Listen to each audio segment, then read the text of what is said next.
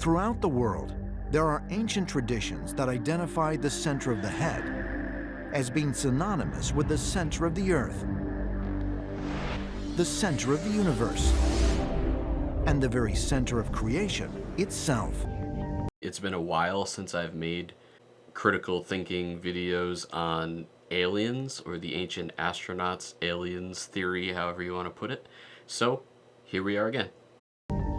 This center is often depicted as egg-shaped and is identified in some cultures as the third eye.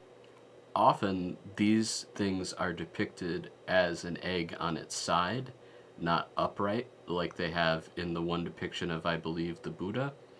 It really depends on what region you're talking about with these dharmic religions, how they depict the third eye. These are some photos that I found, and I think this is the real most often way it's depicted. There are multiple cultures that point us in the same direction. The Hindus have it as the third eye, or the bindi.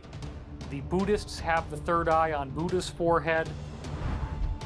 We see symbology in Mesoamerica, which seems to symbolize the ability to contact and communicate with the higher spiritual realms using this secret symbol that is consistent throughout all the major world religions. All the major world religions include Christianity, Islam, Hinduism, Buddhism, Sikhism, and Judaism. Yeah, Christianity and Islam and Judaism don't really believe in the third eye. Sorry, buddy. When you talk about the third eye, it's about enlightenment.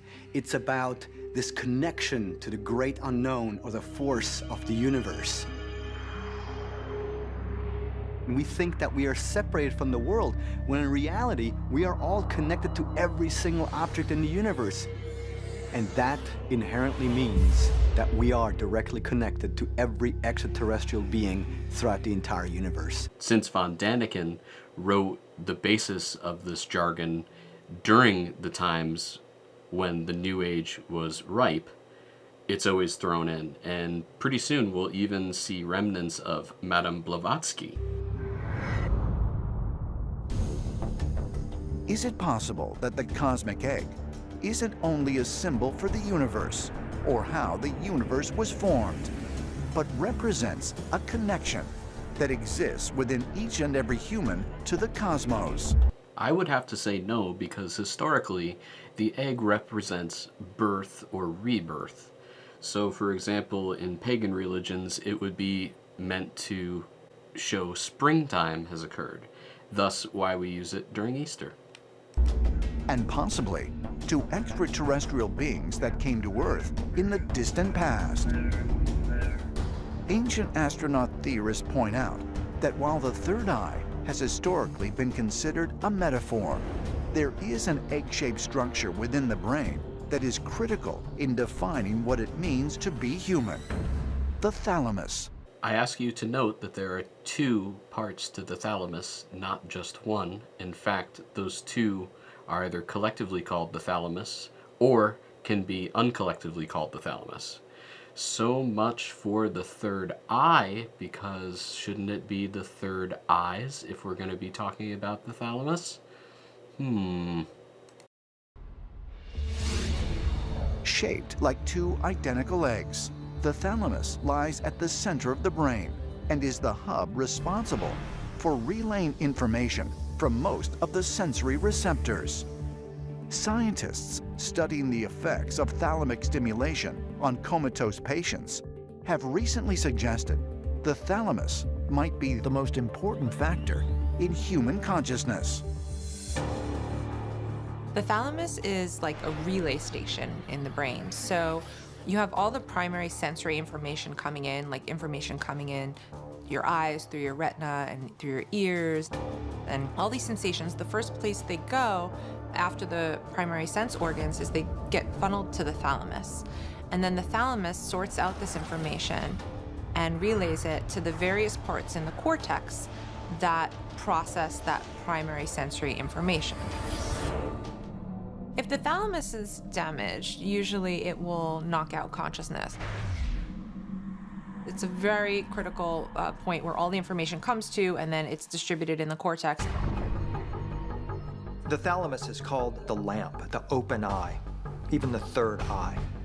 And when you look at this, you wonder, was it in fact a gift from extraterrestrial beings that awakened us, that enabled us to become connected to the divine or extraterrestrial realm?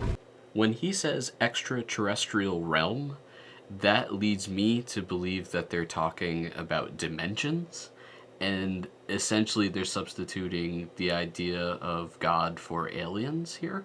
And I guess that's at least a step in a better direction because it leaves them more open-ended.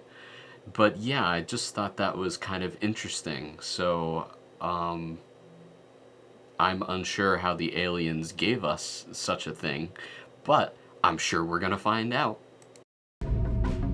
Perhaps the extraterrestrials that had a hand in fashioning the human body and tweaking the human brain placed the thalamus there in its egg shape as a connecting link to the greater civilization out of which we originally emerged. Right. Could the thalamus be the physical representation of what ancient cultures referred to as the third eye?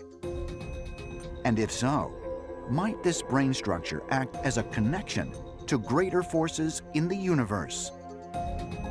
As incredible as this notion may seem, ancient astronaut theorists suggest that the thalamus can also be found represented in one of the most prominent symbols of ancient Egypt, the Eye of Horus. The Eye of Horus, also known as the Eye of Ra, was a symbol of protection, royal power, and good health. But it was also known as the Eye of Providence, the all-seeing Eye of God. It is incredibly misleading that he says all-seeing eye of God, suggesting an Abrahamic God for the ancient Egyptians, because such a thing did not exist. Now, what is incredible is if you look at the thalamus and all of the structures surrounding that, it looks like the Eye of Horus. So does a football. What exactly that proves, I don't really know. Correlation is not causation. The similarity is really pretty astonishing. You see? You see? Your stupid minds. Stupid! Stupid!